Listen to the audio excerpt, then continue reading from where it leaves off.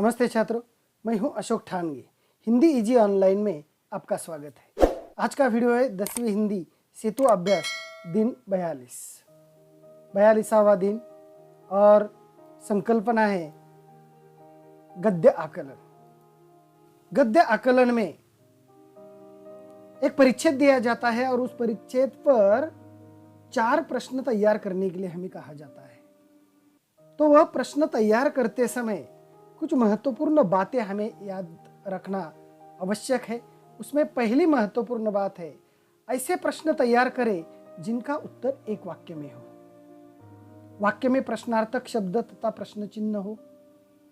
परिच्छेद को शीर्षक दीजिए, परिच्छेद से क्या सीख मिलती है, ऐसे प्रश्न न हो।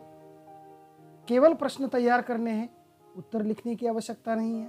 तैयार प्रश्न सार्थक और सही वाक्य रचना में हो और उचित प्रश्नवाचक शब्द का प्रयोग हो। इन महत्वपूर्ण बातों को हमें प्रश्न तैयार करते समय ध्यान रखना चाहिए। तो यहाँ एक परिच्छेद दिया है और उस परिच्छेद के आधार पर हमें 4 प्रश्न तैयार करने हैं।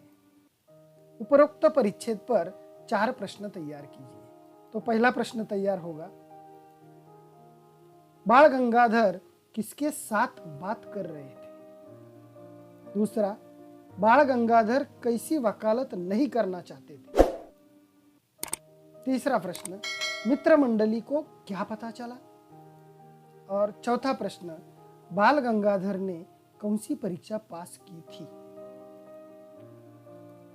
अगला प्रश्न है, किसी भी एक अपठित गद्यांश पर 4 प्रश्न तैयार कीजिए।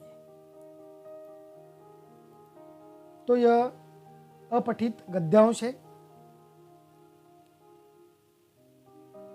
उसे आप पढ़ सकते हैं और उस पर आधारित प्रश्न है। पहला प्रश्न है, मानव ने पुस्तक का आरंभ किस लिए किया था। दूसरा प्रश्न है, पुस्तकें मानव की किस तरह सहायक है।